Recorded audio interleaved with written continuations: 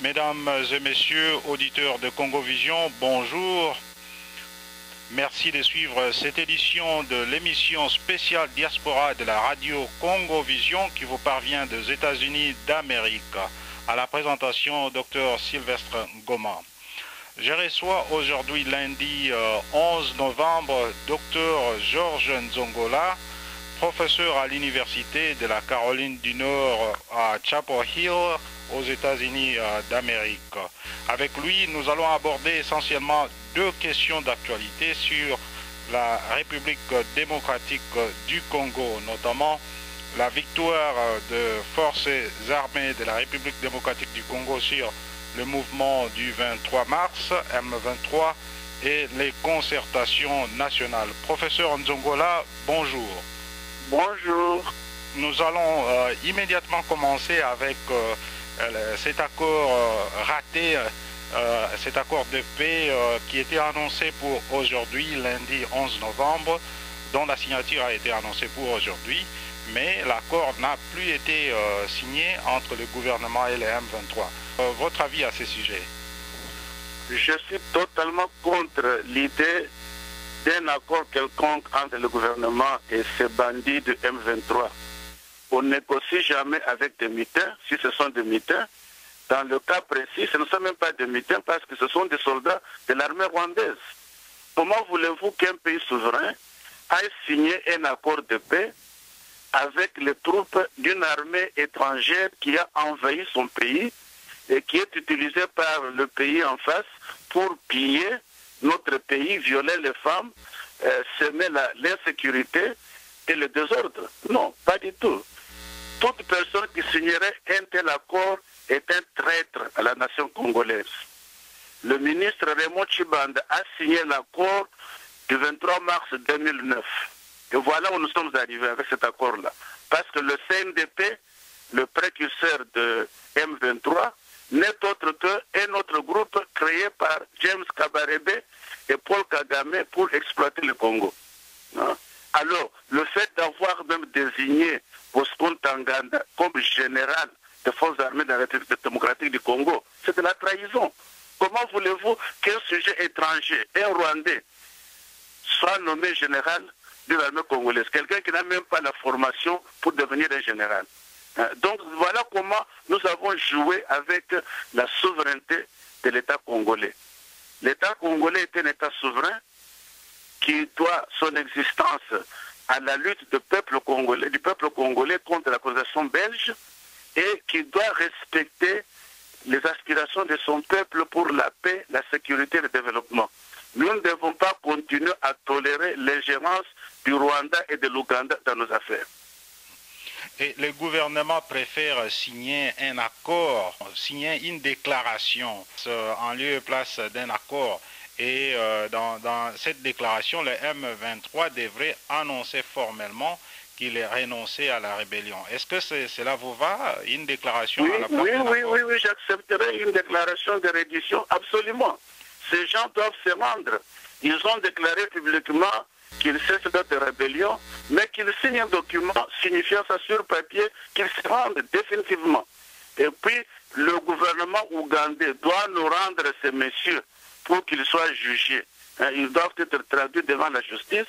Ils ont commis des crimes contre l'humanité, des crimes de guerre pour lesquels ils doivent être poursuivis. Et en plus de cela, leurs commanditaires doivent eux aussi être poursuivis, comme c'est le cas de M. Taylor. La Cour pénale spéciale pour la Sierra Leone a décidé il n'y a pas plus d'un mois à Londres que M. Taylor est coupable des crimes commis par la Revolutionary United Front de Sierra Leone, parce que c'est lui qui leur avait donné des armes et des munitions et des conseils. Alors, quand nous savons que les États-Unis d'Amérique ont retiré leur assistance militaire au Rwanda, ont suspendu plutôt l'assistance militaire au Rwanda, parce que le Rwanda recrutait des enfants soldats pour le M23. Et nous savons que beaucoup de soldats du M23 sont des soldats de l'armée rwandaise. Donc, M. Kagame, M. Kabarebe doivent être eux aussi poursuivis par la justice internationale. Alors, comment avez-vous accueilli la victoire de nos forces armées sur le M23? Il y a à peine quelques mois, une telle victoire était du domaine de la fiction. Votre avis à ce sujet? Mais en tant que patriote congolais, je ne peux que me réjouir de la victoire de nos forces armées, des forces armées qui ont une histoire illustre. Et notre armée a combattu les Allemands pendant la Première Guerre mondiale, a eu la victoire à Tabora. Vous voyez que dans nos villes congolaises, nous avons des avenues appelées Tabora. C'est quoi ça? C'est une ville tanzanienne où nos soldats de la force publique ont combattu les Allemands et battu les Allemands. C'est ainsi que la Belgique a reçu le Rwanda et le Burundi en tant que mandat de la Société des Nations, qui est devenue plus tard les Nations Unies, à cause de la victoire congolaise sur les Allemands. Pendant la Deuxième Guerre mondiale, nous avons combattu et battu les Italiens en Éthiopie pour mettre fin au fascisme et livrer nos frères éthiopiens de l'occupation italienne. Hein? Vous savez que dans nos villes congolaises, nous avons des avenues appelées Gambala, Assosa. Ce sont là des villes éthiopiennes. Il y a un étudiant éthiopien qui m'a écrit il y a un an disant que, mais professeur, expliquez-moi, comment se fait-il que dans mon ville d'Embatolo, dans le sud-ouest de l'Éthiopie, il y a un cimetière appelé cimetière Congo, au Congo Cemetery. Moi, j'ai dit, mon frère, ce sont là les braves soldats de la force publique congolaise qui vous ont livré les Italiens. Donc, cette armée est une armée qui a des faits très, très importants dans le champ de bataille, hein, qui a eu des victoires éclatantes. Et c'est une armée qui a été sabotée pendant plusieurs années par les dirigeants même de notre pays. Comment voulez-vous qu'on n'envoyait pas au front des gens capables, des brigades formées par les Belges, par les Américains, par les Chinois? On ne les envoyait pas au front. Quand on a eu des soldats valeureux, comme le général, je crois c'est Mboudia, qui avait conquis le CNDP à Bukavu, on l'a retiré de là. Hein? Donc je crois que maintenant, avec le général Olenga, le colonel Mamadou Moustapha Ndala, que nous avons le genre d'officiers militaires dont le pays a besoin, des gens qui sont courageux, qui sont sérieux et qui suivent la discipline militaire. Et je crois que notre État doit pouvoir réformer l'armée pour que toutes les équipes, toutes les unités de l'armée soient capables de hauts faits militaires. Et vous parlez de Tabora. Je sais qu'à Boma, dans les Bas-Congo, il y a un camp militaire appelé camp Tabora. Je me demandais pourquoi ces camps s'appellent mais oui, Tabora, c'est une ville de la Tanzanie. Voilà. Là où nous avons remporté une grande victoire militaire. Donc ce sont là les faits que nos troupes apprennent dans leur formation au sein des forces armées de la République démocratique du Congo. Ils ont toute cette histoire de bravoure, de hauts faits militaires. Et donc on ne doit pas nous dire que les Congolais ne savent pas combattre. Vous savez, quand Kagame a dit que, je crois que c'est Kabarebe qui aurait dit que Kabarebe qui aurait dit que l'armée congolaise ne sait même pas tuer un rat. Vous vous rendez compte? Quel injure, hein? Il en a eu pour son compte. Alors, oui. Les observateurs et analystes de la crise au Congo relèvent un certain nombre de facteurs endogènes et exogènes ayant concouru à la débâcle du M23, notamment la pression de la communauté internationale, singulièrement celle des États-Unis sur le Rwanda, la réorganisation, le redéploiement et le rééquipement des FARDC, l'entrée en jeu de la brigade internationale. Lesquels de tous ces facteurs vous paraît le plus déterminant? Le deuxième, c'est l'armée congolaise en définitive. Le représentant spécial du secrétaire général des Nations Unies au Congo, M. Martin Corbel, l'a dit très bien. Cette victoire n'est pas une victoire des Nations Unies, c'est une victoire de l'armée congolaise. Les Nations Unies n'ont fait que renforcer donc ce que l'armée congolaise fait. Si l'armée congolaise n'était pas donc dans l'avant-garde, n'avait pas attaqué le M23, on n'aurait pas eu une victoire. Donc, dans toutes les choses, ça c'est le point que j'ai dit depuis la conférence nationale souveraine en 92. J'ai toujours dit que face aux deux réalités, la réalité interne, la réalité externe, la plus importante de deux, c'est la réalité interne. Nous ne devons pas fier notre avenir, notre devenir aux étrangers. C'est nous-mêmes qui devons assumer notre importance, notre dignité de Congolais et de Congolaises. Et le général Olenga l'a dit, la crise à l'est du Congo ne se réglera pas à New York ou ailleurs, ça se réglera ici. Absolument, absolument. Mais comment voulez-vous que nous allions fêter une victoire sur un tout petit pays comme le Rwanda, qui est plus petit que le plus petit des districts du Congo? Hein? nous sommes un pays aux dimensions continentales. Et un tout petit pays comme le Rwanda va nous envahir, nous occuper et nous piller. Mais ça fait honte. Alors, quand vous apprenez les M23 dire que ils ont été forcés diplomatiquement de quitter les territoires qu'ils occupaient, que la pression américaine qui les a fait quitter, donc il n'y a pas eu victoire militaire des FARDC. Comment vous répondez à cette position du M23? Mais qu'est-ce qui fait que pendant 14 ans, ces Américains n'ont rien fait pour arrêter leur pillage, leur viol et toutes leurs actions de destruction au Congo? Non, ça veut dire que s'ils sont réellement des forces armées rwandaises et qui sont rappelées par leur pays, ce n'est que normal. Mais la réalité est qu'ils ont occupé des camps. Ils ont été dans des camps qui sont bien énumérés. Ils ont été chassés de ces camps-là. Le gouvernement, l'armée congolaise a récupéré un grand lot d'armement dans ces camps. Comment une armée qui se retire d'une façon normale va se retirer avec tout son équipement?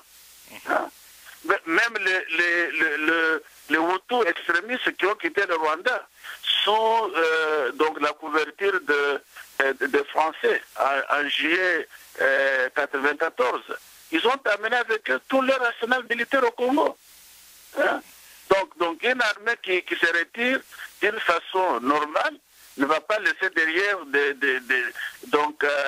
pièces d'artillerie, des jeeps, de toutes sortes d'armes et consorts. Non, pas du tout. Ils ont été forcés à quitter le Congo sous pression de l'armée congolaise. Alors, parlons un peu de la problématique de la réintégration des combattants du M23 dans la vie civile ou même dans l'armée nationale congolaise. Vous êtes opposé à une quelconque réintégration des rebelles du M23? Absolument, absolument. Dans quel pays est-ce qu'on réintègre les rebelles dans une armée? Laissez-moi un peu aller au bout de ma pensée. Monsieur Azarias Rouberois, ancien vice-président chargé de la défense de la RDC, a déclaré sur RFI le 12 mars de cette année que Kinshasa n'avait pas de choix et qu'il y aurait intégration du M23 dans l'armée de la RDC. Et je suivis aussi M. Patrick Karegeya, ancien chef de service de sécurité du Rwanda, qui vit aujourd'hui en exil en Afrique du Sud, déclarer que c'est le président Paul Kagame qui choisit et déploie les seigneurs de guerre à l'est du Congo, comme Bosco Ntaganda, Laurent Kunda, Sultan Makenga et autres. Et ces seigneurs de guerre seraient, donc ce sont des Rwandais, et au lieu qu'on puisse traduire ces gens-là en justice, à leur place, c'est le président rwandais qu'il faut traduire en justice. Donc nous savons que ces gens-là sont des Rwandais, alors les intégrer, les réintégrer dans nos forces armées, c'est vraiment une équation difficile parce que cela affaiblit l'armée nationale. Votre avis? Mais M. Mboma, j'ai déjà dit, et je répète, je ne suis pas d'accord avec l'idée d'une quelconque réintégration de ces bandits dans notre armée. Une armée sérieuse ne va pas intégrer des mutins. Alors, dans le cas précis, ce ne sont même pas des mutins. Ce sont des soldats d'une armée étrangère. Bien sûr, il peut savoir qu'il y a quelques Congolais qui sont dedans, comme nous savons par exemple dans la représentation politique, ils ont des gens comme Jacques Lumbala qui est certainement congolais. Donc cela n'empêche que le gros de ces gens, la majorité de ces miliciens sont des Rwandais. Comme nous l'avons, comme je l'ai dit concernant Bosco Ntaganda. Alors M. Rubero, qui est M. Rubero? Rubero était le président du RCD. Qu'est-ce que c'est que le RCD? Le RCD n'est que le précurseur du CNDP et du M23. C'est aussi un de ces groupes montés par le Rwanda. Moi, je connais très bien l'histoire du RCD parce que j'ai été invité, moi aussi, à devenir un des dirigeants du RCD. Et j'ai refusé. Hein? Et c'est en août 1998. Quand, après que la guerre ait commencé, le 2 août, j'ai été contacté pour intégrer le RCD. J'ai dit, mais non, moi je ne peux pas aller combattre mon pays au nom des étrangers. Pas du tout. Je l'ai dit. Hein, à la jeune de Cabaret avec qui j'ai parlé au téléphone. Donc, nous savons bien que Rubero travaille pour le Rwanda, il travaille pour le Congo.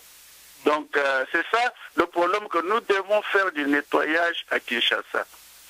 Nous devons savoir qui est qui fait quoi. Tous ceux qui ont soutenu le M23 sont des traîtres à la nation congolaise.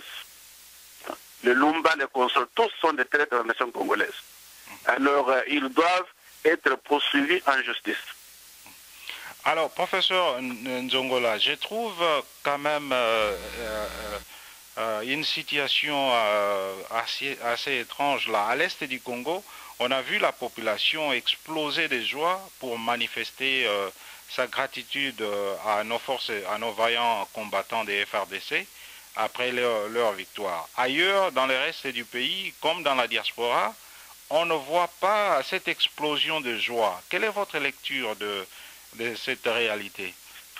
Moi, je crois que ce manque de mobilisation, parce que tu vois, l'explosion de joie spontanée se comprend certainement pour les gens qui sont au front, pour les gens qui ont été maltraités, qui ont subi toutes sortes de mauvais traitements aux mains des M23, ça se comprend.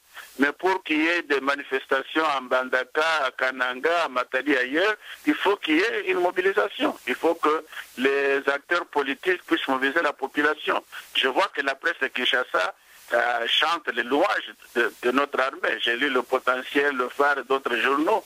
Ils sont pleins de témoignages et vraiment de félicitations envers notre armée. Donc je crois que même s'il n'y a pas de manifestation spontanée pour montrer l'appui de la population à notre armée, je suis sûr et certain que la grande majorité des Congolais est derrière notre armée. Je crois que presque la totalité des Congolais sont derrière l'armée. Et ceux-là qui soutiennent l'armée mais ne soutiennent pas le commandement de l'armée, notamment le commandant en chef de l'armée. Quelle est votre lecture de cette réalité? Mais le commandant suprême a beaucoup d'explications à nous offrir. Comme je l'ai dit, il doit nous expliquer pourquoi il a nommé Bosco Ntaganda général de l'armée congolaise.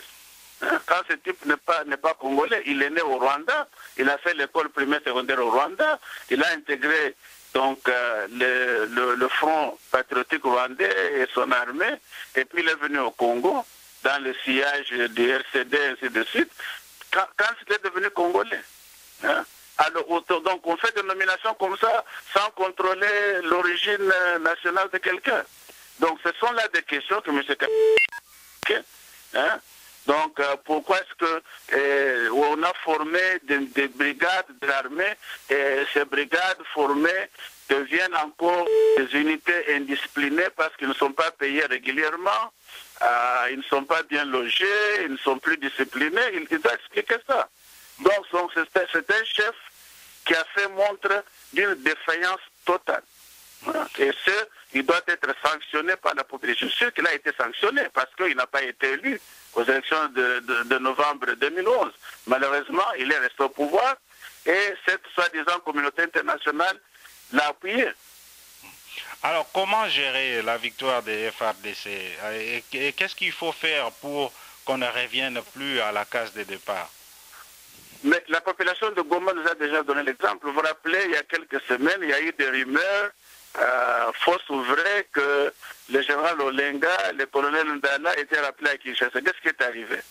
La population de Goma est descendue dans la rue jusqu'à l'aéroport pour barrer la route à ces deux, si réellement ils étaient obligés de rentrer à Kinshasa. Et voilà, le gouvernement dit, ah, ce sont des rumeurs. Donc voilà, donc c'est au peuple du Congo de faire le changement. Le changement ne viendra pas de l'étranger.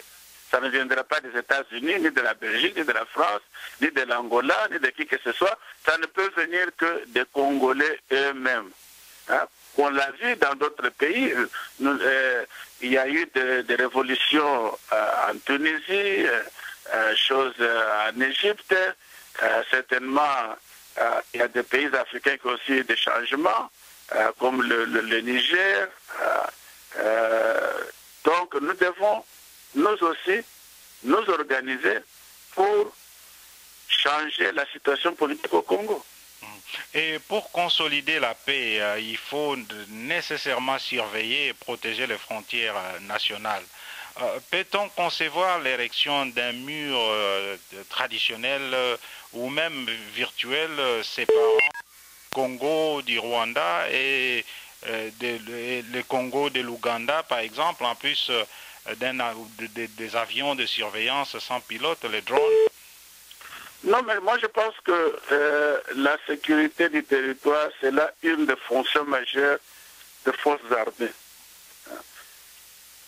Nos services de sécurité, y compris l'armée, la police, l'immigration, les services de renseignement, ce sont là, c'est là leur obligation de défendre les frontières du pays. Donc c'est là où nous sommes. J'ai toujours dit que l'État congolais est incapable de remplir les fonctions les plus élémentaires d'un État normal. Tout État doit pouvoir remplir au moins 3 fonctions régaliennes. Le maintien de la paix et de la sécurité. Sécuriser les frontières du pays, sécuriser les conditions de vie des habitants du territoire. Notre pays est incapable de faire cela. Non seulement à la frontière est du pays, mais un peu partout. S'il y a du calme, s'il y a de la sécurité au Congo, c'est parce qu'il y a des structures coutumières qui sont tout à fait viables et pour lesquelles la population a certainement une certaine confiance. Par exemple, vous voyez, quand les gens ont des litiges, ils vont se diriger chez le chef pour essayer de trancher ces litiges. Donc, je pense que c'est là une des choses que nous devons faire en priorité, c'est rendre notre armée capable de remplir sa mission primaire qui est celle de sécuriser le territoire national et sécuriser la vie de ses citoyens. Deuxièmement, tout État normal doit pouvoir donc fournir des services à la population. La provision des services essentiels est importante. Chez nous, nous voyons que l'État espère laisser ça aux églises, aux confessions religieuses, ou aux privés, ou aux ONG étrangères, au lieu de s'en occuper. C'est quoi? C'est une défaillance extraordinaire. Et troisièmement, l'État doit pouvoir mobiliser les ressources financières pour pouvoir résoudre ces problèmes. Et notre pays égorge des ressources naturelles. Nous sommes un des pays les plus riches au monde du point de vue des ressources naturelles, mais nous n'arrivons pas à réunir suffisamment de ressources pour pouvoir financer des services publics. Et c'est là vraiment un de nos désastres, parce que ça montre qu'au lieu de pouvoir s'organiser pour gouverner un État moderne, nous nous préoccupons avec le gain facile, donc avoir de l'argent, s'enrichir, faire tout ce qu'on veut faire au lieu de s'occuper du destin du pays. Alors, que pensez-vous des concertations nationales qui se sont tenues à Kinshasa dernièrement? Est-ce que vous pensez qu'elles ont aidé à réconcilier le peuple congolais? Pas du tout. Réconcilier quel peuple? Si vous voyez que deux grands mouvements de l'opposition n'étaient pas présents, notamment l'UDPS de Étienne Tshisekedi et l'Union pour la Nation de Vital Kamerhe n'étaient pas au rendez-vous du palais du peuple. Donc, ce qui montre qu'il y a eu quand même un problème. Qu'est-ce qu'on a reproché au pouvoir? On lui a reproché le fait que cette affaire était organisée sans aucune consultation avec toutes les couches de la population, avec les représentants de la société civile, la classe politique. Le gouvernement a décidé de lui-même l'ordre du jour, l'organisation, il a nommé les deux présidents des chambres comme le co-président, et ainsi de suite. Donc tout a été fait contrairement à l'esprit des textes réglementaires auxquels le gouvernement se réfère pour justifier ces concertations, notamment le fameux accord du 24 février 2013 de Kampala, et d'Addis Abeba plutôt, et la résolution du Conseil de sécurité créant la brigade d'intervention. Donc moi je pense que au Congo, nous nous sommes habitués à ces rencontres, à les multiplier chaque fois qu'il y a un problème, or que tous les problèmes du Congo ont déjà été débattus et on a fait des résolutions sur tous ces problèmes à la conférence nationale souveraine. Pourquoi est-ce que nous voulons toujours rentrer à la case départ? Pourquoi cette éternelle volonté de rentrer à la case départ? C'est parce qu'il y a tous ces perdiémistes qui s'attendent à avoir des perdiens, et il y a aussi tous ces opportunistes qui s'attendent à avoir des postes ministériels.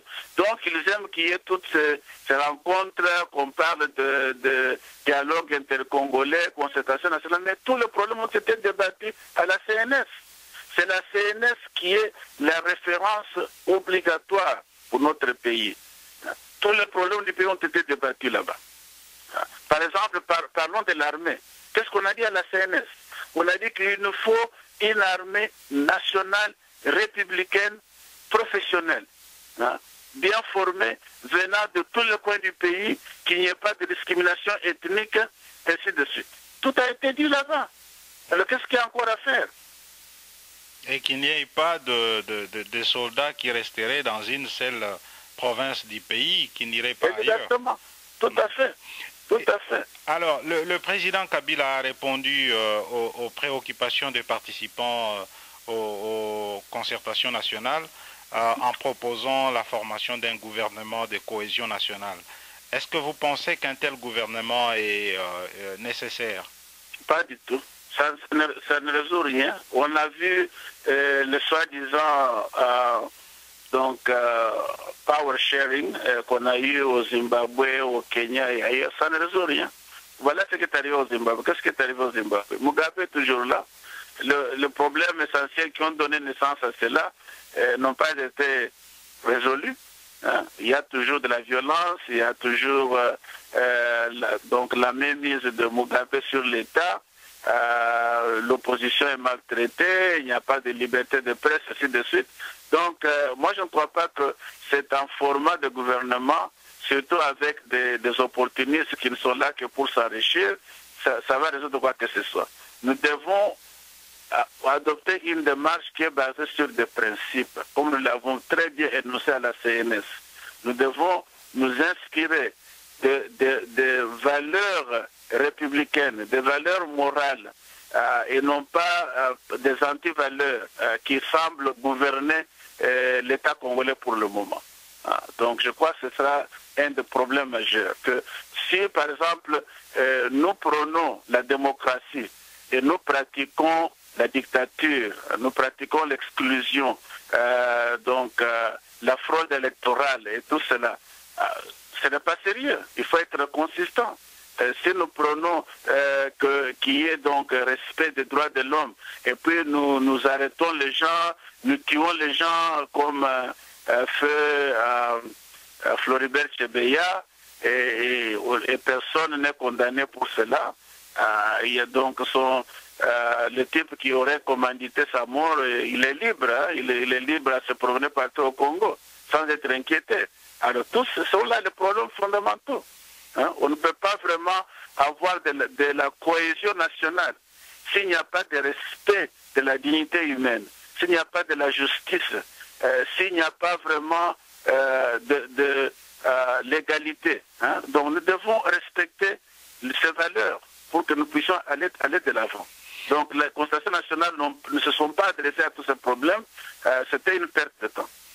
Et la réconciliation entre les gouvernants qui sont au pays et la diaspora, c'est peut-être, ça devrait être un élément important de ces concertations nationales.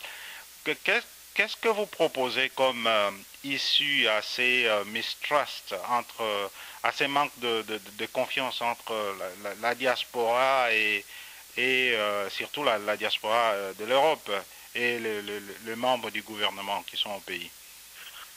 Moi, vraiment, je ne suis pas un expert sur la diaspora et je ne crois pas que la diaspora ait vraiment raison de croire qu'elle doit pouvoir influencer tout ce qui se passe au pays, parce que moi je pense que il y a aussi des gens dans la diaspora qui ont déjà fait leur choix de devenir français ou belges ou allemands ou américains consort, et je crois que ceux qui sont au pays, surtout ceux qui n'ont pas plusieurs passeports consort, se posent un peu la question de savoir quelle est réellement leur loyauté. Est-ce qu'ils sont vraiment loyaux vis-à-vis du Congo ou bien ils sont loyaux vis-à-vis l'Amérique et la Belgique? Par exemple, quelqu'un de la diaspora qui est belge rentre au Congo, il est nommé ministre. Est-ce que sa loyauté est au Congo ou bien à la Belgique? Donc moi, je ne suis pas un de ceux-là qui pensent que nous, de la diaspora, nous devions avoir pignon sur rue, nécessairement. Je crois qu'en tant que Congolais, nous avons tout le droit de citoyens congolais, mais nous devons nous impliquer avec les gens qui sont au Congo, être dans des organisations politiques et sociales qui comprennent les Congolais venant de tous les coins du pays et faire le travail pour l'avancement du pays. Moi, je ne crois pas que nous avons des droits particuliers pour qu'on puisse tenir compte de la diaspora. Pas du tout. Alors, nous allons bientôt finir. La place de l'éducation dans les discours politiques au pays, je trouve que l'éducation n'est vraiment pas, on n'accorde pas à l'éducation la place qu'il faut. J'ai même noté que l'éducation n'a pas été un des points retenus pour les concertations nationales. En tant qu'éducateur, qu'est-ce que cela vous inspire? L'éducation est très importante, mais moi je ne dirais pas que l'éducation doit être isolée d'autres problèmes. L'agriculture, la santé, le transport, tout ça. C'est-à-dire que tout est à refaire au Congo. Certainement, et aussi il faut voir que tous ces problèmes sont interliés. Par exemple, je donne l'exemple, quand je vois les images des enfants de nos écoles primaires dans des villages qui sont assis sur le sol. Un sol qui n'est même pas asphalté, il n'est même pas cimenté. Ils sont assis par le sol dans la poussière pour apprendre. Et à 2 mètres de l'école, il y a la forêt avec des arbres. Et où personne au village ne songe à aller pour payer un restaurant pour faire des bancs, hein, pour les écoliers. C'est quoi ça? C'est une question de manque de, comment dirais-je, de conscience politique, manque de volonté politique pour résoudre un problème qui peut se résoudre facilement au niveau du village. Donc je vois que c'est ça le problème des antivaleurs. C'est un problème qu'on trouve à tous les niveaux de notre société, à tous les niveaux. Donc je pense que certainement l'éducation s'est fort détériorée. Quand je descends à la colline inspirée, l'université de Kinshasa, pour voir la condition de dortoir, par exemple, la condition des auditoires, mais c'est misérable. C'est vraiment pénible même de voir ça. Et j'étais à Kassapa, où j'étais professeur, à Lubumbashi, pour passer d'une faculté, alors je dois marcher à travers la brousse. Et j'ai dit, mais il y a des doyens, des recteurs ici, qui ne savent même pas faire couper la brousse. Vous voyez. Donc je crois que nous avons un problème moral extrêmement aigu. Et donc tous ces problèmes peuvent se résoudre, comme je l'ai dit, sur base des résolutions de la Conférence nationale souveraine. Nous devons nous engager à faire de ce texte une référence obligée pour l'avenir de notre pays, essayer de créer et de moderniser des institutions qui feront tout pour utiliser la richesse de notre pays pour le bien-être de la population congolaise. Pour le moment, on s'attarde sur certains produits comme le coltan, le diamant, l'or, le cuivre, mais on oublie que le pays est proche de beaucoup de ressources naturelles. Et nous sommes un pays qui peut éclairer tout le continent africain, qui peut nourrir tout le continent africain. Et aujourd'hui, moins de 10% de terres arables sont sous cultivation. Hein? Et nous avons des lacs et des rivières qui ont des poissons, qui peuvent fournir des protéines à beaucoup de gens. Et nous avons des gens qui souffrent de la malnutrition. Donc c'est tout à fait, je dirais, révoltant quand on songe à la situation du Congo. Alors qu'est-ce qui nous manque? C'est un gouvernement sérieux, responsable, qui représente les aspirations du peuple et qui fait le travail nécessaire pour faire avancer le pays. Alors, comment jugez-vous le leadership du président actuel, Joseph Kabila? Mais après tout ce que j'ai dit, son leadership est zéro. Pensez-vous que c'est le président Kabila, le président Tshisekedi, comment on l'appelle, les patriarches Kizenga et les autres poids lourds de la politique congolaise, est-ce que ces gens peuvent finalement se mettre ensemble un jour et dialoguer? Ce qu'on voit ici en Amérique, les démocrates et les républicains se retrouvent et ils se parlent. Pourquoi cela ne peut pas arriver chez nous au Congo? Non, ça peut arriver comme c'était arrivé en 91-92 à la Conférence nationale souveraine. Toutes les couches de la population, toutes les idéologies, toutes les familles politiques étaient rassemblées au palais du peuple. Moi, j'étais présent, j'étais là, j'étais un des participants. Donc, ce n'est pas impossible, c'est possible. Le problème est que tout d'abord, il faut qu'il y ait un agenda acceptable à toutes ces personnes, qu'il y ait des gens qui sont réellement honnêtes et qui veulent réellement du bien du pays. Tu vois ce qui se passe dans notre pays. Chaque fois qu'il y a ce genre de rencontres, c'est que chacun a déjà son idée de là où il veut arriver. Ce qui veut dire que quels sont les pouvoirs qu'il aura ou bien quels sont les postes ministériels qu'il va pouvoir contrôler, ainsi de suite. On ne songe pas au bien du pays. On ne songe pas. Par exemple, moi je peux vous donner mon exemple quand j'étais à la Conférence nationale souveraine. Quand je me suis opposé au compromis politique global, parce que ce compromis politique global, j'ai dit, ça va nous créer des problèmes, parce qu'il y a trop de zones d'ombre qui vont permettre à Mobutu de reprendre le pouvoir. L'opposition, y compris Tshisekedi, n'a pas voulu m'écouter, parce que tout ce qu'ils voulaient, leurs yeux étaient fixés sur la primature et le pouvoir. Donc je dis qu'à ces garçons nous embêtent, ils nous empêchent d'atteindre notre objectif. Hein? Donc c'est ça le problème. Le problème, est que ce n'est pas impossible pour qu'on se puisse parler, mais tout d'abord, comment parler à Kabila? Pour commencer, nous ne connaissons même pas son histoire. Hein? Il ne dit pas d'où il vient. Quel est son passé? Quel est son itinéraire politique? Comment se fait-il qu'on n'a jamais entendu de lui jusqu'à 96-97, quand une fois il s'est révélé au Congo avec Laurent Désiré? Tu vois? Donc il y a déjà un problème là. Quand on ne sait même pas parler à l'aise avec quelqu'un parce qu'on ne sait pas qui il est.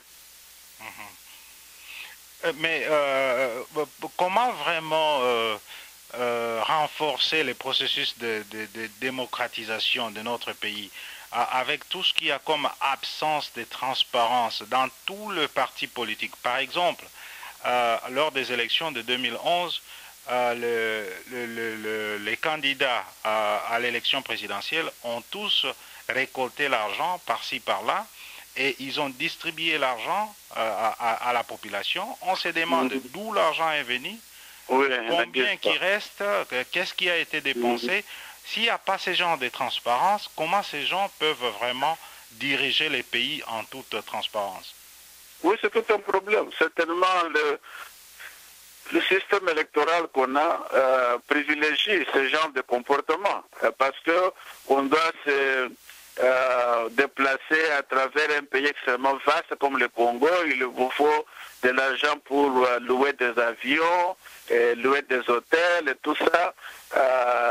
Donc, certainement, c'est pour cela que moi je suis favorable au régime sud-africain. Vous voyez, en Afrique du Sud, ils ont un régime mixte, parlementaire présidentiel. C'est le Parlement qui élit le président de la République. Le président de la République n'est pas obligé de faire campagne à travers tout le... Maintenant, il y a d'autres qui vous diront que non, il faut que le président soit élu au suffrage universel, et cela veut dire qu'il est plus proche du peuple. Mais comment est-ce que vous croyez que M. Kabila, qui est élu au suffrage universel, est plus proche du peuple que M. Zuma, qui a été élu par le Parlement sud-africain? Vous voyez? Donc je prévois aussi, quand on se déplace de l'Afrique à l'Europe, par exemple, est-ce que le Premier ministre britannique, qui est élu au Parlement, n'est pas plus près, aussi près du peuple que le président Mitterrand, qui est élu au suffrage universel? Vous voyez? Donc je crois que nous devons, en Afrique, essayer de créer nos propres structures politiques et non pas simplement copier ce qui se passe ailleurs. Et je crois que cette idée des élections fort coûteuses, c'est vraiment une très mauvaise idée. Parce que ça exclut les gens qui n'ont pas d'argent et ça favorise la corruption et le fait que vous devez maintenant rendre compte à vos bailleurs de fonds. Donc vous allez demander de l'argent aux millionnaires, vous devez maintenant jouer leur jeu. Alors, est-ce qu'aujourd'hui le peuple congolais doit exprimer sa gratitude à l'endroit du président Obama pour la fin de la guerre entre les forces armées congolaises et les M23? Quelle gratitude? Pourquoi? Qu'est-ce qu'il a fait? Le soutien de son gouvernement, soutien diplomatique, par exemple. Oui, mais ça, c'est le travail du gouvernement, ce n'est pas pour le peuple. Le gouvernement congolais n'a qu'à lui faire une note disant que nous apprécions. D'ailleurs, ça ne fait que suivre la loi que lui-même a fait voter au Sénat, quand il était sénateur en 2006. Il a fait voter la loi Obama qui dit que tout pays qui s'ingère dans les affaires intérieures du Congo et qui exploite ses ressources doit être sanctionné. Et jusqu'à présent, il n'a pas mis ça en œuvre. Donc, moi, je ne vois pas pourquoi la population congolaise doit le remercier. Ça, c'est au gouvernement de le faire une petite note de reconnaissance là-dessus. Alors, votre dernier mot, professeur Nzongola? Oui, mon dernier mot est toujours que le salut du Congo réside dans les mains des Congolaises et des Congolais. Nous n'allons pas attendre que Obama vienne nous libérer du Rwanda et de l'Ouganda, ou nous donner la démocratie, ou nous donner la bonne gouvernance. C'est à nous-mêmes de faire tout ce que nous devons faire pour obtenir ces résultats. Alors, merci professeur Nzongola. Nous rappelons à nos auditeurs que nous recevions de Chapel Hill le professeur Georges Nzongola Ntalanja, qui est professeur à l'Université de la Caroline du Nord à Chapel Hill. Sylvestre Ngoma vous dit au revoir et merci d'avoir suivi cette émission. À la prochaine. Merci beaucoup.